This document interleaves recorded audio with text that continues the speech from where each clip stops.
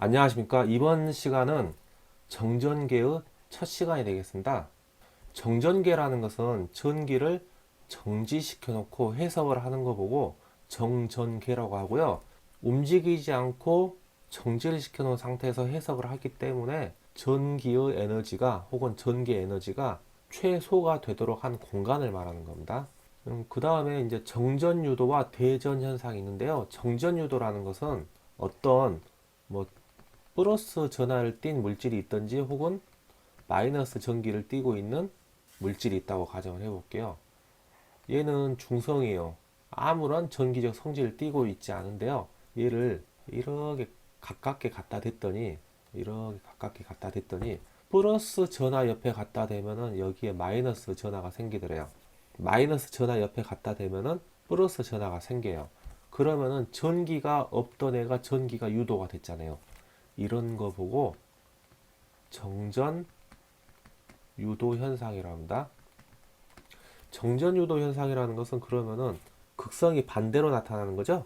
자, 극성을 띠지 않은 도체에 전기적 성질을 띤 물체를 가까이 하면 중성 상태의 도체에 반대 성향을 띤 전기적 성질을 갖는데 이를 정전 유도로 하고요. 대전 현상이라는 것은 어떠한 물질이 양전하 또는 음전하를 띠는 현상을 말하죠. 즉 전기적 성질을 띠는 현상 보고 이제 대전 현상이라고 하는데요. 우리 첫 시간에 전기의 본질에서도 대전 현상 설명드렸잖아요. 이게 이유가 뭐였죠? 이때는 자 자유전자가 자 양전하를 띠고 있는 물질이면은 이탈한 거죠. 즉 자유전자가 부족 상태고 이때는 자유전자가 과잉이죠. 이런 전기가 띠고 있는 현상 보고 대전 현상이라고 합니다. 그 다음에 이제 쿨롱의 법칙을 할 텐데 이제 쿨롱이라는 사람이 실험을 하면서요. Q1이라는 전하와 Q2라는 전하를 이렇게 자 R 메타만큼 떨어뜨려 놨어요.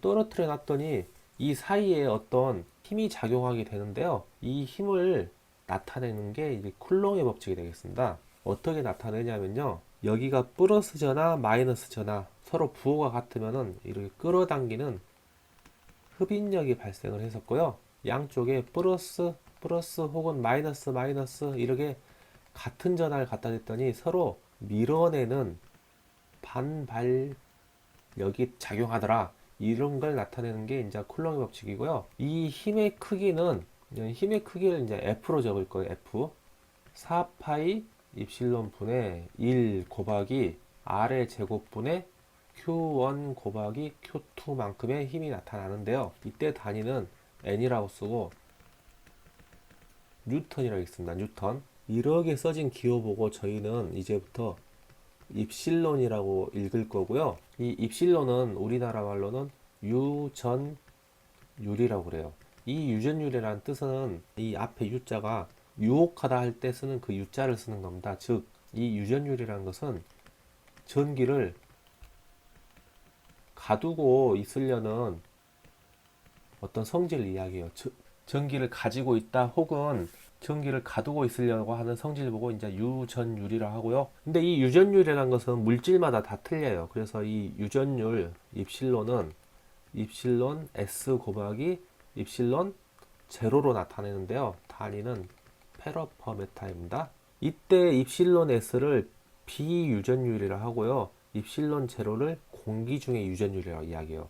공기 중의 유전율을 기준으로 해가지고 몇 배 크냐, 몇 배 작냐 이렇게 비유전율을 곱해 주는 거고요. 공기 중의 유전율은 옆에 나와 있다시피 8.855 곱하기 10의 마이너스 12승 페러퍼 메타가 되는 겁니다. 이 비유전율은 몇 배 몇 배의 배수를 나타내기 때문에 단위가 없어요.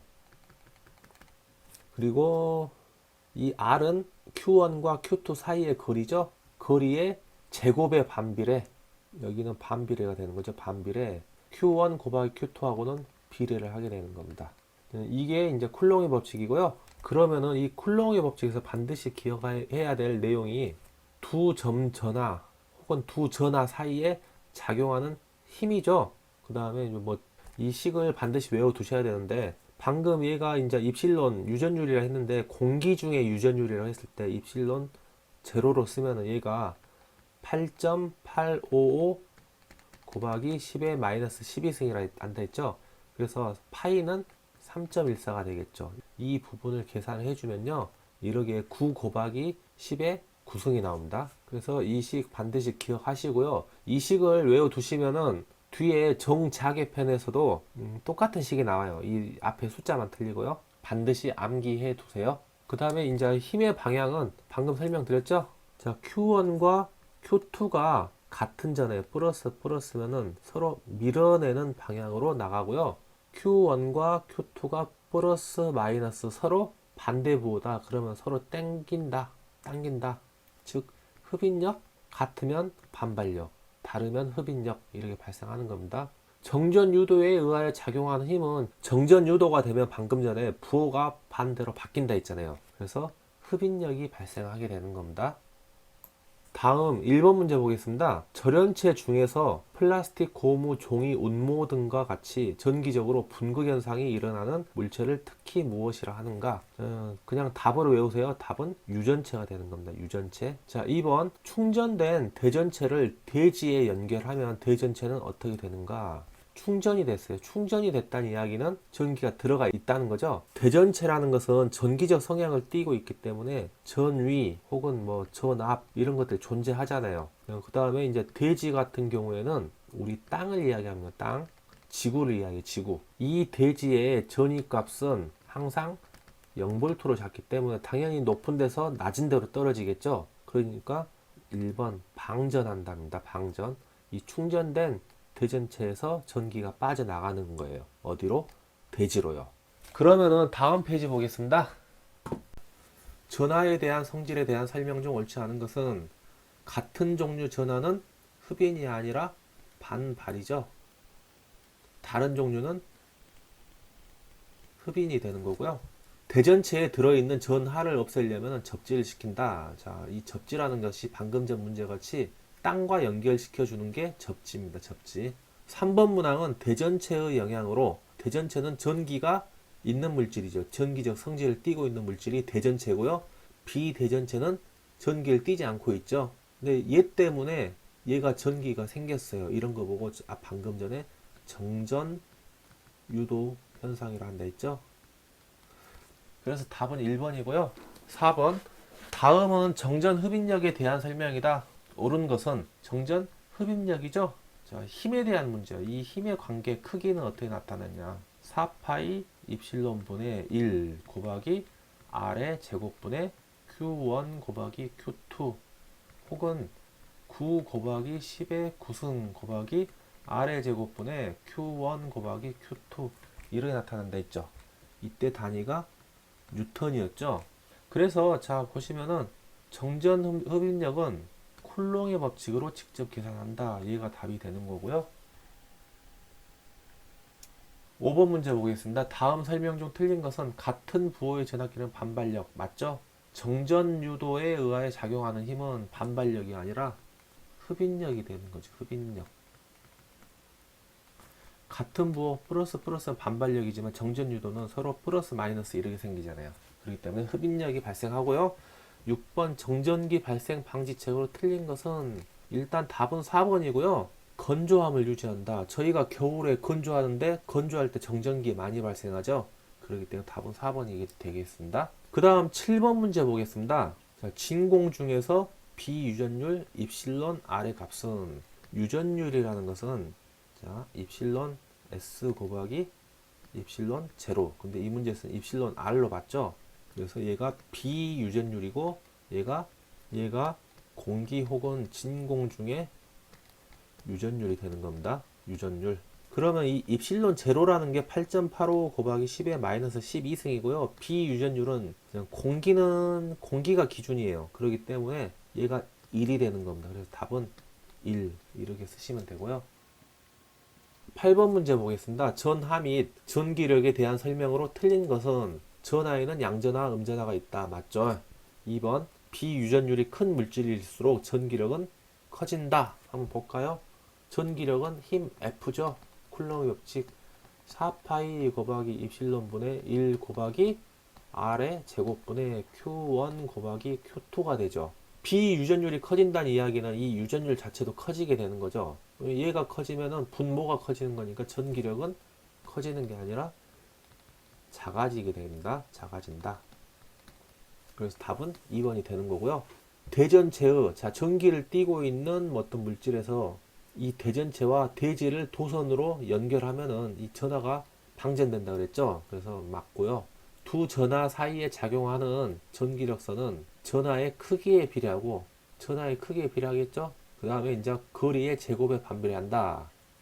9번 문제 보겠습니다. 다음 중 비유전율이 가장 큰 것은 답은 4번 산화티탄 작이고요. 얘는 그냥 암기하세요. 그 다음 10번 문제 보겠습니다. 쿨롱의 법칙에서 두 개의 점전하 사이에 작용하는 정전력의 크기는 쿨롱의 법칙 힘 F는 4파이 입실론 분의 1 곱하기 R의 제곱분의 Q1 곱하기 Q2 뉴턴이라는 데 있죠. 두 전하 사이 곱에 비례하고 거리의 제곱에 반비례죠. 밑에는 반비례, 위에는 비례 하기 때문에 이런 문제 이렇게 찾으시면 돼요. 먼저 두 전하 사이의 곱의 비례 맞죠? 두 전하 사이 곱의 반비례 틀렸죠? 비례, 비례 맞습니다. 그 다음에 거리의 반비례, 거리의 비례 얘 틀렸죠? 거리 반비례도 틀리고요. 거리의 제곱의 반비례가 됩니다. 뭐 1번 같은 거 써갖고 틀리시면 안 돼요. 답은 4번 전하의 곱의 비례, 거리의 제곱의 반비례 하게 됩니다. 11번 문제 보겠습니다. Q1, Q2의 전하가 진공 중에서 R 메타의 거리에 있을 때 이 둘 사이에 작용하는 정전기력은 어떻게 되는가요? 자, 플러스 Q1, 마이너스 Q1이니까 일단은 흡인력이 작동하겠죠? 그리고 여기서 이제 문제가 진공이 나와서 진공이면 얘가 입실론 제로가 되는 거죠. 그래서 얘를 계산하시면은 4파이 입실론 제로 분의 1 곱하기 R의 제곱 곱하기 Q1 곱하기 Q2. 그래서 얘를 계산하시면은 9 곱하기 10의 마이너스 9승 곱하기 R의 제곱 분의 Q1 Q2 이렇게 나오는 데 있죠. 단위는 뉴턴이고요. 하지만은 암기 때 막 이렇게 나오면 헷갈릴 수가 있어요.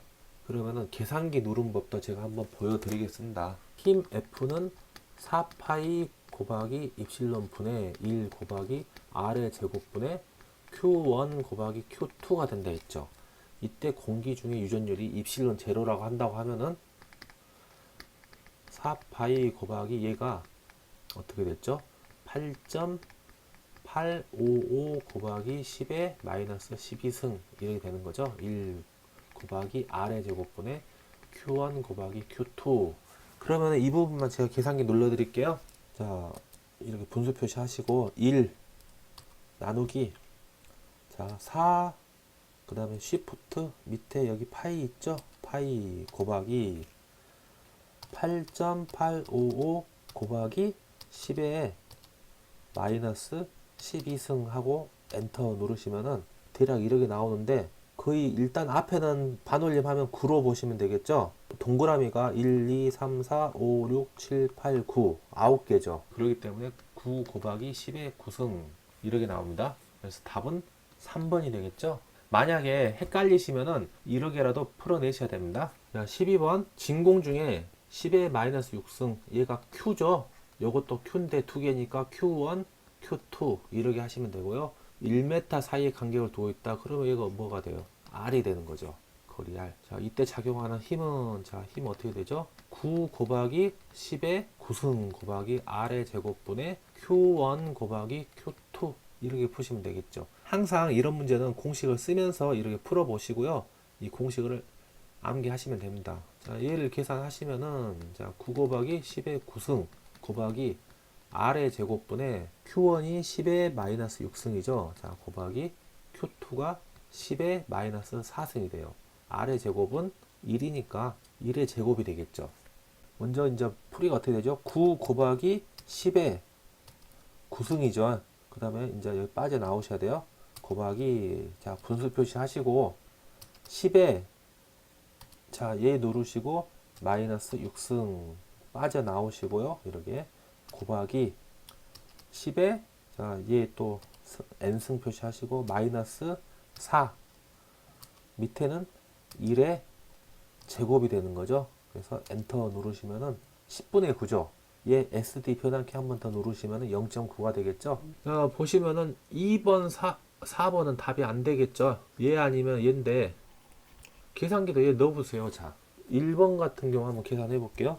9 곱하기 10에 자 마이너스 2승 이렇게 계산하시면은 100분의 9 누르면 0.09죠. 방금 저희가 낸 답은 0.9였잖아요. 그래서 1번도 답이 안 될 거예요. 자, 3번 볼게요. 9 곱하기 10에 마이너스 1승. 자, 엔터 누르시면 10분의 9, 즉 0.9. 그래서 답은 3번이 나오겠죠? 공식 힘들게 외우셔가지고 뭐 이런 문제 틀리시면 안 됩니다. 그 다음 13번 문제 보겠습니다. 공기 중에서 3 곱하기 10의 마이너스 5승 쿨롱과 8 곱하기 10의 마이너스 5승 쿨롱의 두 전하를 2m 거리에 놓았을 때 그 사이에 작용하는 힘은, 자, 힘이죠. 힘을 물어봤으니까 힘 F는 9 곱하기 10의 9승 곱하기, 자, 거리가 2m죠. 2의 제곱분에 얘가 Q1이 되고 얘가 Q2가 되죠. 그래서 3 곱하기 10의 마이너스 5승 그 다음에 곱하기 8 곱하기 10의 마이너스 5승, 얘를 계산하시면은 5.4 뉴턴이 나옵니다. 답은 2번이 됩니다. 14번 문제도 같은 방법이죠. 힘 F는 9 곱하기 10의 9승이 되는 거고 얘가 거리 R이죠. 10의 제곱분에 10의 마이너스 4승 Q1 얘가 Q2가 되죠. 10의 마이너스 4승 곱하기 10의 마이너스 8승이고요. 얘를 계산기 누르시면은 9 곱하기 10의 마이너스 5승 뉴턴이 나옵니다. 15번 문제. 자, 얘가 Q1이 되죠. 얘가 Q2가 되고요. 자, 얘가 R이 돼요. 이때 작용하는 힘을 물어봤죠. 자, 힘 F는 9 곱하기 10의 9승 곱하기 R의 제곱분의 Q1, Q2가 됐어요. 그러면은 9 곱하기 10의 9승 곱하기, 자, 거리가 2의 제곱이죠. 2의 제곱. Q1은 4 곱하기 10의 마이너스 5승 곱하기 6 곱하기 10의 마이너스 5승. 이렇게 계산을 하시면요. 9 곱하기 10의 9승 곱하기, 자, 분수 표시 하시고 4 곱하기 10의, 자, 마이너스 5승 빠져나오시고 곱하기 6 곱하기 10의 마이너스 5승 이렇게 되나요? 예, 그 다음에 밑에는 2의 제곱이 되죠. 그래서 엔터 누르시면은 5분의 27인데 이 변환키 한번 누르시면은 5.4가 나오죠. 봤는데 5.4, 5.4 두 개가 나오죠. 그러면은 흡인력인지 반발력인지, 얘가 플러스, 얘도 플러스죠. 그러니까 반발력이 작용하겠죠. 그래서 답은 2번이 되고요. 계산기 누르는 게 복잡하지만은 자꾸 연습하시다 보면은 빨라지실 거예요. 그 다음 16번 문제 보겠습니다. 16번 문제, 공기 중에서, 자, 이 문제 좀 주의하세요. 마이크로 쿨롱이면은 10의 몇 승이죠? 네, 10의 마이너스 6승이죠. 마이크로면은 10의 마이너스 6승이에요. 얘가 Q1이고 얘가 Q2가 돼요. 얘가 R이 되는 거죠. 거리가. 그 다음에 정전력 힘 F는 9 곱하기 10의 9승 곱하기, 자, R의 제곱 1이죠. 1의 제곱분에, 자, 여기서 주의할 게 뭐냐면은 이 문제에서 얘만 변환하고 10의 마이너스 6승만 써버리는 경우가 있어요. 이런 실수하지 마시고 앞에 10이 있었죠. 10 마이크로 쿨롱이니까 10의 마이크로 쿨롱 10의 마이너스 6승을 곱해주는 거예요. 그 다음에 곱하기 20이죠. 20 곱하기 10의 마이너스 6승 이렇게 계산하는 거예요. 그래서 계산기를 누르시면은 1.8이 나옵니다. 사실 이 문제는 계산기 안 누르고도 계산할 수 있는 문제예요. 자, 앞에 다 1인데 얘 2고 얘가 9죠. 2, 9, 18. 18로 나오는 거 얘밖에 없죠. 그래서 답은 1번. 이렇게도 할 수 있지만은 그냥 공부를 하는 거기 때문에 차례대로 계산기 입력하셔가지고 푸셔야 됩니다. 17번 문제, 여기도 10 마이크로 쿨롱과 20 마이크로 쿨롱이 있죠. 그러면은, 자, 1m 거리를 놓았을 때 작용하는 힘은 어떻게 되는가? 자, 힘 F는 9 곱하기 10의 9승 곱하기, 자, 10 마이크로 쿨롱이니까 자 10의 마이크로 10의 마이너스 6승 곱해 주셔야 돼요. 자 그 다음에 곱하기 20 곱하기 마이크로니까 10의 마이너스 6승 또 곱하셔야 되겠죠. 1의 제곱. 얘하고 똑같은 문제예요 사실은. 그래서 답은 1.8인데 또 틀리게 나왔죠. 물론 앞에 여기 보고 18 얘가 답인 줄은 알지만은 헷갈리시면은 이렇게 직접 곱해 보시고 여기가 1.8이 나오는지 한번 확인을 해 보시기 바랍니다. 그리고 문제를 푸실 때 오늘 단원은 계산기 누르는 양도 많았고요. 좀 힘들었을 거예요. 하지만은 차근차근 푸시다 보면은 충분히 풀 수 있는 내용이고요. 지금 여기까지 오시느라 수고 많으셨고요. 다음 시간에 뵙겠습니다. 수고하셨습니다.